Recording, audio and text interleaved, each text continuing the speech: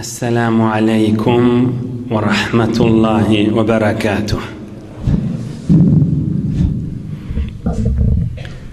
Bismillahirrahmanirrahim. Allahümme lekel hamdu kema yenbaghi li celali vecihika ve li azimi sultanika. Elhamdülillahi adede halqih ورضا نفسه وزنة عرشه ومداد كلماته.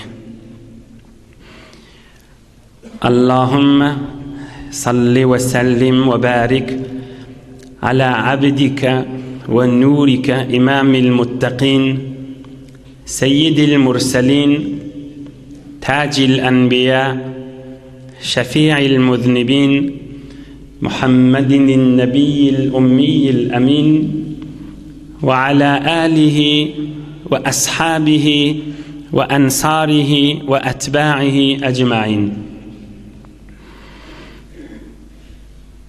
اللهم وفقني لبيان ما يحتاج الحاضرون إليه وما يصلح أحوالهم. إلهي أنت مقصودنا ورضاك مطلوبنا فأعطنا كلنا محبتك ومعرفتك. لا أسألكم عليه أجرا إن أجري إلا على رب العالمين. Beyik Allah Tebarek ve Teala taatu ibadetlerinizi, ihsanatlarinizi lütfu keremi bilen kabul edip de amallık emniyet yörep, mehabbet yörep, Kur'an-ı Kerim ve avadan sünnet yörep, parahatçılık, amallık, iman baylığını gülüp yaşap, dünyanız ahiretinizi abad etsin.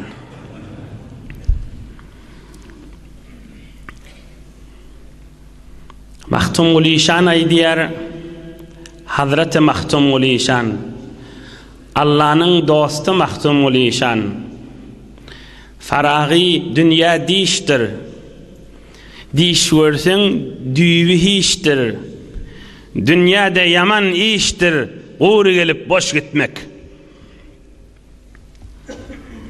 Faragı dünya diştir, diş versen düğü hiçtir, bir diş veriyen, korkyan, turyan, dişmiştik mazarlayan, beğenleyen. Dünyada yaman iştir, uğru gelip boş gitmek. Anırdı bir direklat, boş gitmek de dünyadan. Amana sadaka düşüptür, ya öyünne nahar düşecek boluptu, ya düşüptür, aham elini yiyor, varıp nahar yiyecek bol ya görse tökönüptür, zat kalmandır, yeni izini uğrul kaytiyada. İşte bir nesip de. Dünyada yaman iştir, uğru gelip boş gitmek. Ahiretine boş gitmek, anırdı şibin bir direkişi deyiptir. Onun için avadan dinimizde, İslamiyet'te, dünya gelemizde, bizim kulağımızda azan aydılıyor. Ruhun gazası şu. Geçen hafta Hazreti Adam'a can inni ve ruh da inni. O ruhun gazasından, ruhun naharından, imitinden gürrün ediptik. Göre, yerden molansan, mın imiti yerden. Suvi, imesi, içgisi, geygisi. Ama ruh göğünden molansan, mının zikri de, mının gazası, enerjisi, güç almak göğünden. Göğünden paysız adam, ol paysız adam. O kuğru gelip boş giden adam da. Ruh göğünden molansan, bana Allah'ın zikri gerek. Dünya gelen boyun adan çekiliyor. Hadir enatantan yanak. Adan çekiliyor, namaz okulanak da. Çağa adan çekilene namaz okuluyor, okulmuyor. Dünyadan geçiyen namaz okuluyor, adan çekiliyor.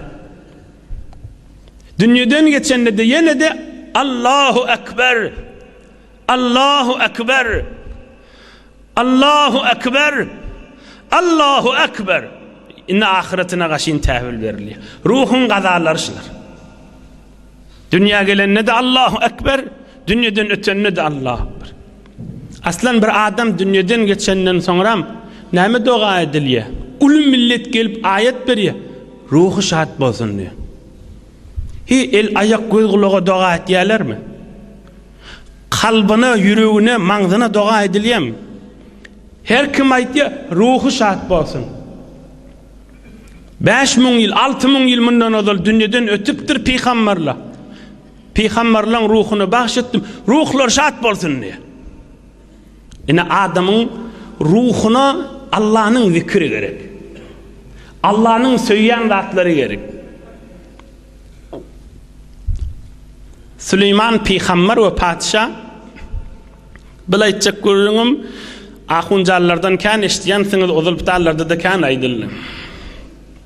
Süleyman padişah hey ulqan kudret ertişi bilen zoru bilen baryaqa bir tayhan bir tovar tarihlarda da bir qarr zenana diye.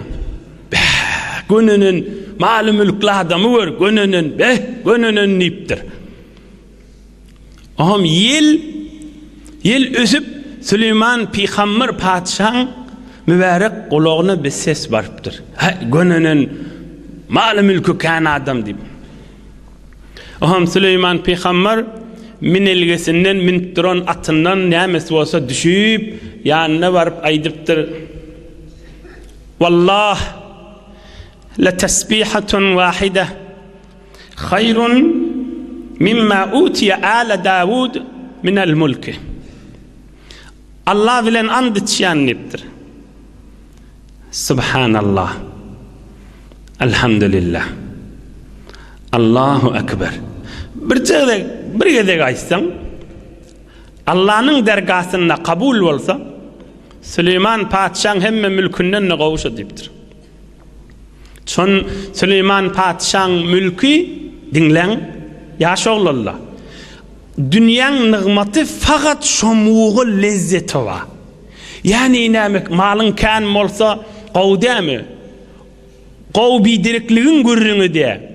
Meselen öten yıl bir ya öz yurdumuzda ya harçta başka yurtta biri hey hoş geçiriptir, iyittir, içiptir, gülüptir, iyiptir, içiptir, gülüptir. Oba gel ya yurdumuzda gel ya hamanış mahalle otuyda. Bir yerde kelle ağıranına olan hem mesiyattan çıkıyordu. Geçti şu dışına. Ol geçiyor. Hamana ya açıkrak misal edeyim. Mesela 10 yıl bundan ozal biri sizin biriniz şu şehre gümmette bir toy varmıştık şona geliptir da sizin birinizden ay değil. 10 yıl bundan ozal bir toya geliptir. Oham toyda da halalca gülüşüptir, iyiptir, içiptir, halalca kıyılını geçiyor. Ama 10 yıl bundan ozalla şimdi mübarek tefsiri de bir gelen mi olsa o da geçip gitti, o da geçip gitti. Ama o toya gelip giderliği bir kelle sağıranına yadından çıkıyor. Ama verne inca şerbeten der şerbet est. Verne inca şerbeten der şerbet est. Verne inca şerbeten der şerbet est. Ruhun şerbeti veriliyor. 10 yıl münadal gelip gidem olsa hadir de yadınnadır. 10 yıl münadal gelip gittim ve bir ruhum bir içip bir kanı gitti deyip. Bir tadaki yadındasın aytma. Qarriyacak bolasın. Bir şu mescitten hamana şu mescitten gürrün olsa aydar. 70 yıl münazal, 40 yıl münazal, 50 yıl münazal bir mübarek celese tefsir badi men barıptım. Hayır doğak şirket etiptim, gürrün eştiptim. Hulasa şol ruhuna bağ gövermeyedi şon. Ruhun qazası, ruhun iyimiti könelmeye. Gövren iyi biçkiti köneliyedi. İnne Süleyman padişah aydıptır. Allah bilen and içiyen bir tesbih aysan Süleyman padişahın mülkünden qovdur dediğinin manası şıda. Ol sen ruhun qazası da ol gövermeye. Mesela biri 10 yıl mundan ozal harija giden bolsa, başga ýurda öwre hoş geçiripdir diýeli. Emma 30 yıl mundan ozal haja giden bolsa, yani 20 yıl ondan aňyrda haja gidipdir, hajda kabul hacı nesip edipdir, öwürlik gelipdir.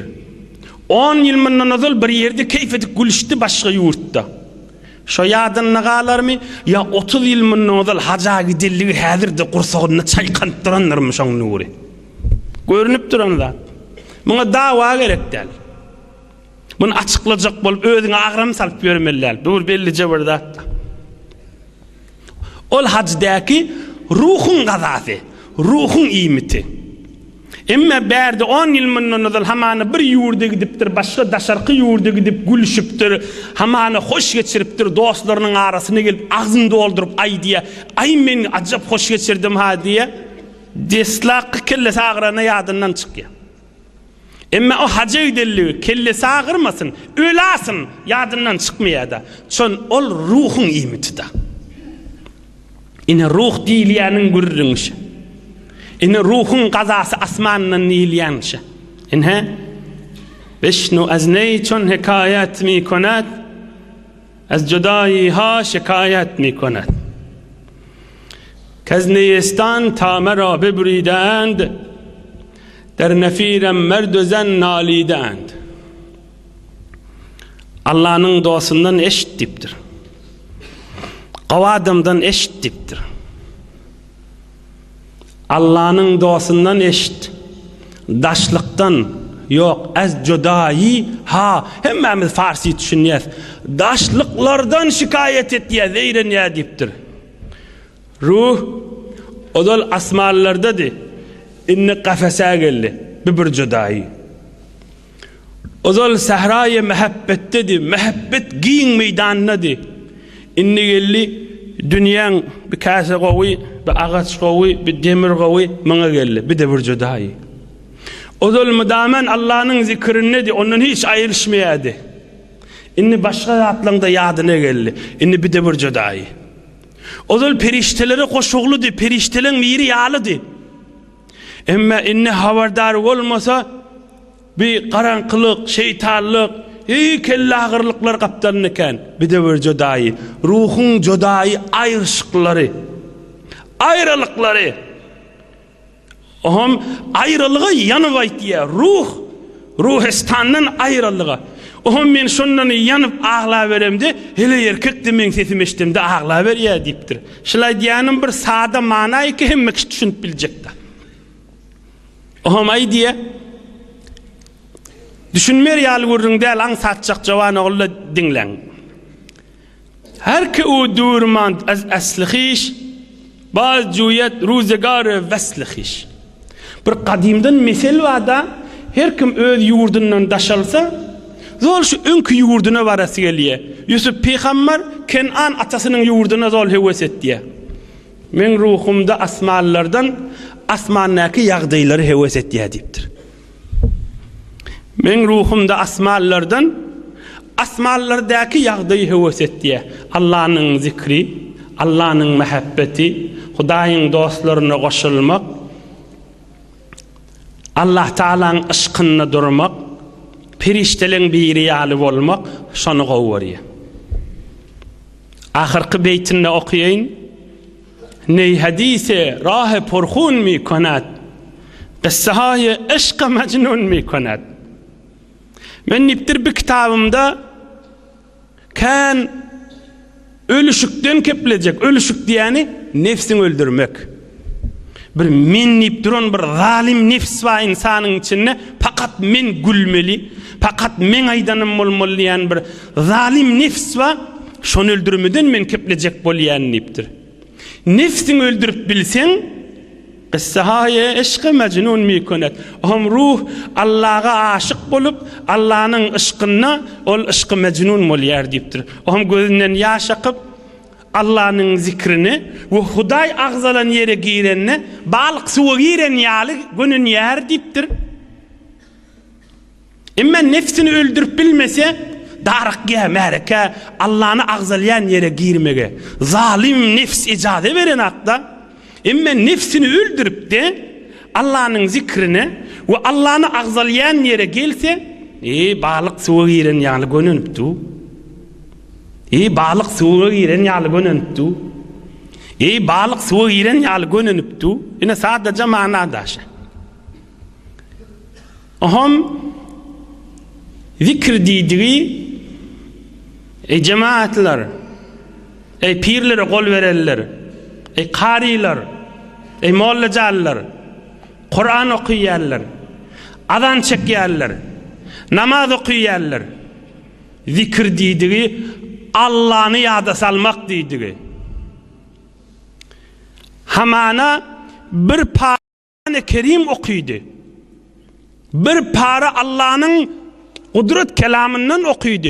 Bir gezek Allah yadına düşmesi bulmaz ahim.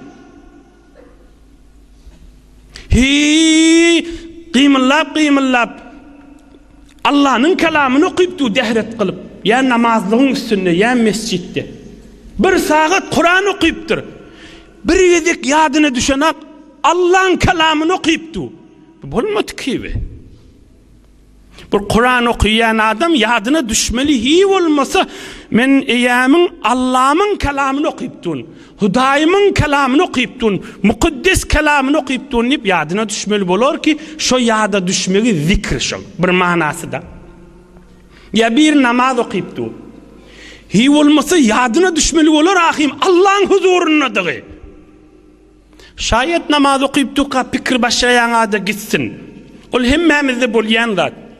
Emma namaz başlanna ya arasını ya töküdünni ya salam verenni Hudayın huzuruna dığın yadına düşmeli bolur ki şoň adyna zikr diýäler. Zikr diýdigi kalbin gafıllıktan çıkmak. Zikr diýdigi kalbin gafıllıktan çıkmak. Ol geçen heftede eline tesbih almalydygynyň manasy elinde bikar durmur yanak, elinde kıyamatta qawluga şayet bolor yanak. Emme kalp gafil bolsa ona zikr diýilmi ýa-ki? Zikr diýdigi Allah kalbinde bolmak. Ya azan çekipdi. Allahu Ekber deyip Allah yadına düşüp çekmeli. Keplep duran, vaaz verip duran. Allah'dan keplep durun. Allah'dan keplep dursa yeni de Hudayın yadına düşmesi bolmadı ki be. Ona zikr diýilmeýär. Zikr Allah'ını yada salmak. Kur'an okuyan, Kur'an okuyup tuğan yadında olsun Allah'ın kelamını okuyup tuğun. Edep, hormat, ihtiram minin. Allah'ını zikretyen, bir saat zikre otin, Hudayı zikredip tuğun yadında olsun. Eline tesbih alan, yoksa da kalbi bilen Allah, Allah deyip duran. Hi olmasa yadına sal, Allah'ını yada salıp tuğun. Allah'ın dostlarını meňdäp tuğun. Arasını pikirin başka yana gitse de pikirin üyüşürüp bilmeyen ne olsan hi olmasa sen Allah'ın huzuruna durulluğun bir yedek yada düşmeli ki ohamşın ahlagına, mehabbetine, ibadatına, halal gezmegine yok men bir günahını etcek dellip kade de olsa yok men bir günahın izinden gidip bilecek dellip kade de olsa şuna kudret bermeli. Şuna adına diýeli zikr. Şuna adına diýeli Allah'ını yada salmak. Şuna adına diýeli şol adam gafil däl. Hi bolmasa kade gaflatdan çykýar. Allah'ın dinlen yani Allah'ın nuruna girýär. Yeni bir gurrun açıklayın. Kadrin bilin bir tofor gurrunlar vardır. Ay men özüm kitap mutale et. Yani mudam mutalehan içinde. Ol mutale bilen bolmaýar bu gurrunla. Mutale bilen bolmaýar bu gurrunla. Okuymak bilen bolmaýar bu gurrunla. Gursak be gursak, ağız be ağız, kulak be kulak oturşmak bilen bolýar. Nebi Ekrem aleyhissalatu vesselam Kur'an-ı Kerim iýnenden barın sahabalarym inni Kur'an'ı okuydan gelin deyipdirmi? Diýmenler. Mıdam yine yol tataştan durun, didarlaştan durun diyenmiş, Kur'an'ı okuyun diyenmiş. Yine açıqraq edeyim yine bir misal bilen Allah'ın zikri ruhumuzun gürrünü. Allah Teala kudret kelamına aydiyer Allahu nurus semavati vel arz. Ey bendelerim, yerin göğünün ve aralarının nurunun eyesi mennirinni. Allahu nurus semavati vel arz. Yer göğünün nurunun eyesi menni. Yer göğünün nurunu yaradan menni. Oham. Gece gündüz Allah'ın nuru dökülüptü. Hiçbir lehzeleri yok Allah'ın nuru dökülmesin. Fakat yönü mübarek lehzelerde kærrek dökülüye. Cımgı gecele, Ramazan ayla, mübarek harameyn şerifeynine. Allah'ın nuru müdamen Allah'dan dökülüptü. Oham. Bir adam yağın yağıp duqa, şunu ertüyvelen yağın yağıp duqdi. Öten akşam Allah'ın rahmeti yağıp duqdi. Bir adam düzde olsa, yağın dikaşak koyuptu. Eline bir zat alıp kellesine saklasa, bir çatır diyasa, bir çatır kellesine saklasa, olu kan çatır. Yağıp duran yağın şın kellesine dökülür mü? Dökülmeyemın kellesine. Son kellesinin üstüne bir zat saklaptı, yağın bana değmesin deyip, oham yağın kenara dökülüyor.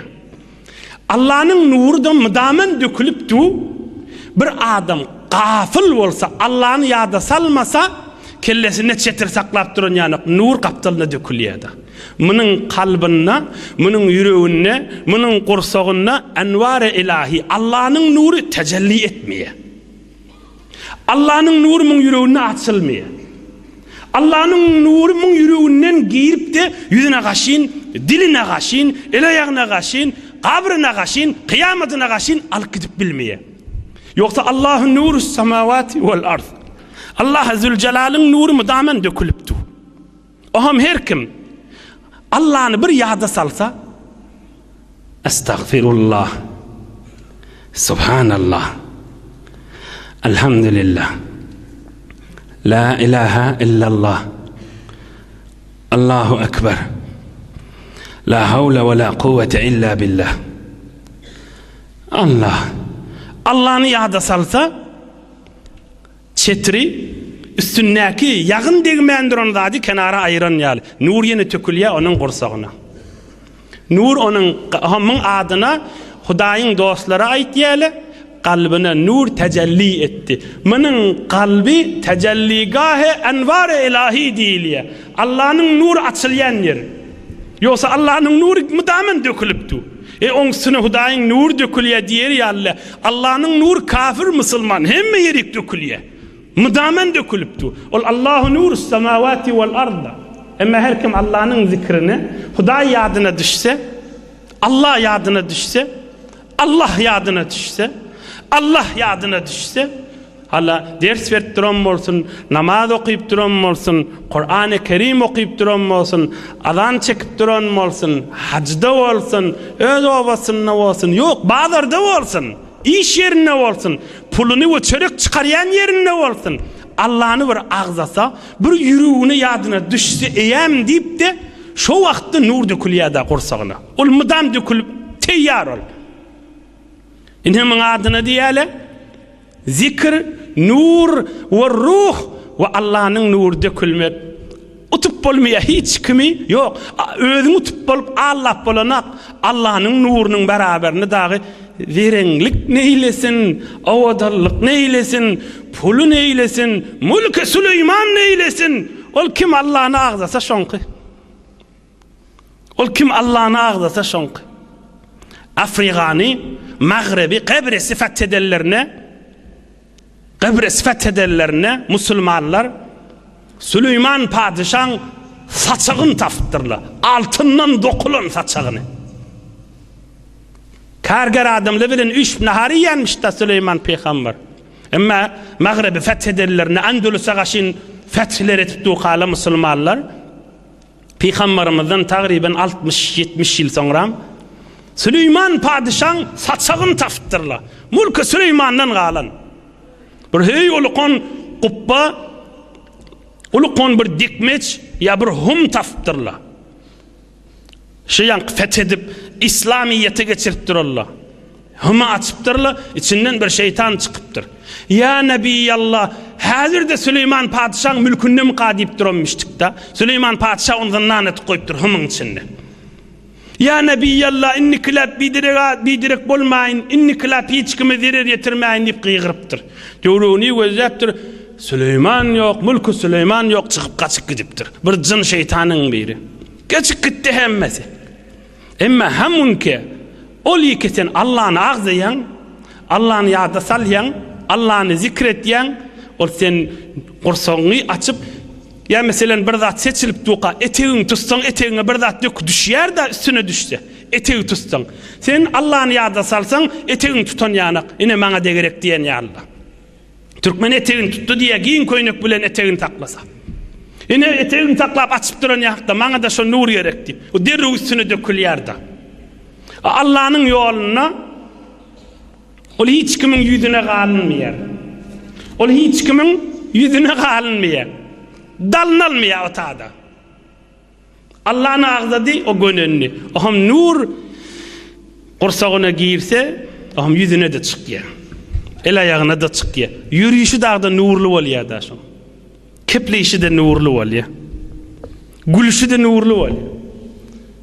Gülüşü de nurlu oluyor. Ol namazı, Kur'an okuyuşu o olur öz yerine. Ol tamam nur-i ilahiyin eteğine de ne çeken kursağı Allah'ın zikrine bolsa. Oham ol ne diye? Sonra kabri de nurlu. O kıyamette de hala nurani oldur yüze çıkıyor oham belli. Şu dünyada yüze çıkıptı. On belli kızır yalfıllaha boğuracak. Karanqı sırat köprüyün üstünde ol yalfıllaha boğuracak. Karanqı sırat köprüyün üstünde ol yalfıllaha boğuracak.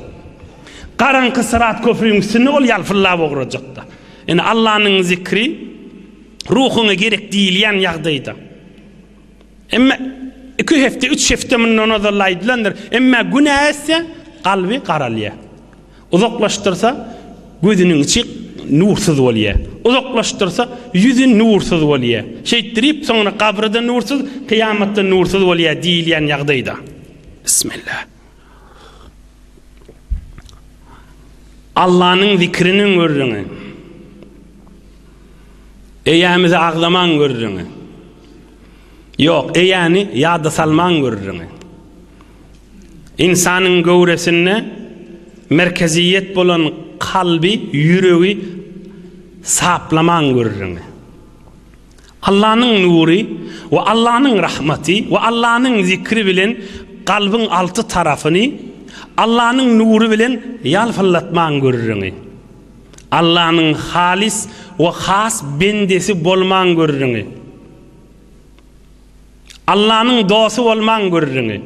Ey cemaatler, bir iş edecek bolanda el bilen, ayak bilen, mal bilen, pul bilen, işi diliyerden Allah'ın kudretine kurban, Allah'ın zikri in ansat yol, dilin ucu bilen moliye. Allah, Allahu Ekber.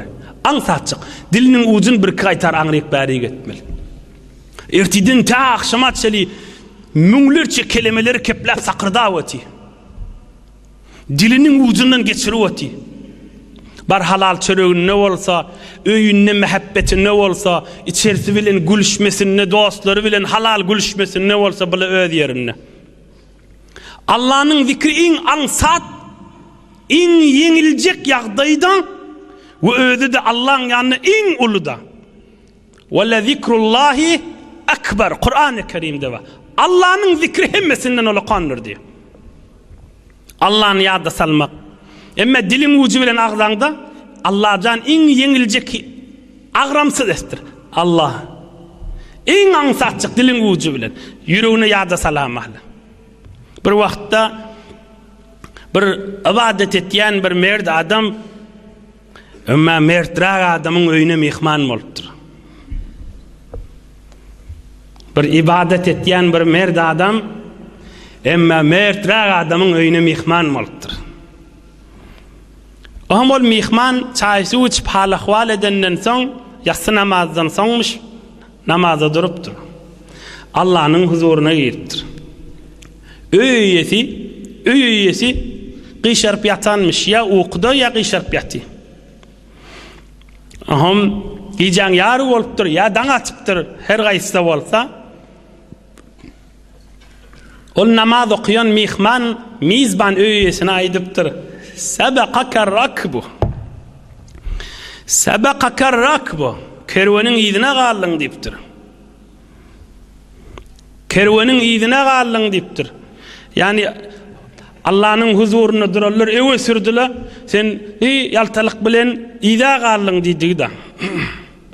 Ol mertrak adam aýdypdyr öýesi. Näjire mertrak kam diýip gözleşip duňyzy. Ol mertrak adam aýdypdyr. Aşşan fi men bata ala firashihi wa asbaha qad qata'a rakba. Aşşan fi men bata ala firashihi wa qad asbaha wa qad qata'a rakba. Çyn ýagdaý bir adamdyr, düşekde yatandyr, kerwenin öwünden marýandyr diýipdir. Çyn ýagdaý bir adamdyr, yatandyr, kerwenin öwünden marýandyr diýipdir. Aşşan ey bir nagat altın bir nagat cennet görürüňi. Aşşan fi men bata ala firashihi wa asbaha qad qata'a rakba. Mertlik, daýawlyk, çyn ýagdaý, çyn dost, çyn Allah'nyň dosty, göreňde zikirsiz ýalyr diýipdir. Kerwenin öwünden marýandyr diýipdir. Inni ona aýtmagy bir riya däl. Ona aýtmagy pikir etme bir adam telfekli bolany bilenne, selli oramany bilenne, hamana maksuda hun taksirler ýanak. Ya bizim köne odol qarry ustadymyz Saltanmada hun taksirler ýanak. Bular näme diýipdi? Keplemäni halyň ýokdur diýdigi. Şayet kerwenin öwünden marýan bolsalar. Kalplarından, yüreklerinden Allah'ın gaflatını, Allah'dan gafil olmağı ayırmak bilen. Şayet evden maryan bolsalar. Şayet kerwenin öwünden maryan bolsalar. Hamany ýatymışdykda, şayet uzru wadyr ýanky öýesi galp bilmeýändir. Şayet özü bilen Allah'ın arasynda uzru wadyr, namaz okyp bilmeýär, hamany şomugy nefil namazy. Emma yatanna arşın düýbünde yatan adamlardanmış. Kalbi, yüreği arşın düýbüne ýapşyrykly duran Allah'ın zikrini perişteliň biri ýanak bolup kalbi asmanyna aýlantyran adammış da. Yeni bir okuýyn. Aşşan fi men bata ala firashihi wa asbaha wa qad qata'a rakba. Çyn daýawlyk, çyn ýagdaý, çyn mertlik bir adamdır, düşekde yatandır, kerwenin öwünden marýandyr diýipdir. Ine muň adyna diýäle Allah'ın zikri. Allah'ın zikrini ruhun terakkisi. Ruhun asmana terakki, uçması, asmana çıkması. Kalbin saf olmağı ve nefsin tezkiye olmağı. Nefsin mellikten düşmegi. Nefsin mellikten düşmegi. Allah'ın dostlarının gürrüğünden, belki Allah'ın özünün zikrinin gürrüğünden uzağa gittik. Bir mübarek hadis okuyup o mübarek celesen tamam edin. Qalen Nebiyyül Mustafa sallallahu aleyhi ve sellem, dinlen Resulullah aleyhisselamın derman sözünü. Lemma halakallahu Teala Adem'e nefaka fihi ruha atasa fekale elhamdülillah. Allah Zülcelal Hazreti Adem'i yaradıp Hazreti Adem'e ruh verenne Hazreti Adem asgırıp elhamdülillah dedi. Canini. Fekale Rabbuhu Celle ve Ala, Allah Zülcelal aytti. Ya Adem, izheb ila ulaikel melaike ila melain minhum julus. Ey Adam, yerin yüzünün kumundan yaradılan kum renkli adam deydik manası. Ey adam, tur, şeýle qaşyn ýürüýde ogra. Şeýle perişteler üýşüp oturanlar diýipdir. Perişteleň bir tofary üýşüp oturanlar diýipdir. Hazreti Adam'a canini elhamdülillah diýdi, ýürüýüp ograpdyr. Şeýle barpdyr, görse perişteleň bir tofary üýşüp oturanmış. Hazreti Adam sülerine barpdyr, Esselamu aleykum diýipdir. Qalu ve aleykesselam ve rahmetullah. Am ferişteler şeýle gözläpdirler, görse bir mahluk Adam, atamız Hazreti Adam. Ve aleykesselam ve rahmetullah diýipdirler. Öwürlipdir huzura. Allah azze ve celal aýdypdyr: ey Adam, senin ve senin neslin beni Adam sataşanna bolmaly ýagdaý işi diýipdir. Esselamu aleykum ve rahmetullah diýip gelen adam aýdyp, aňyrkyda we aleykesselam we rahmetullah aýtmak. İnşallah inni keyifte munyň içinde derslerine girip Allah'ın beren ilmlerinden hyzmatyňyza ýeterersiz.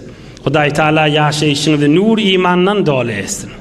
Bir alham üç kul huvallahu okyp ilun aziz watanymyza doga edip hemme musulmanlara ýada salyp doga edeýin. Hem ötüp giderler ölerler we hem diýirler. Bismillahirrahmanirrahim.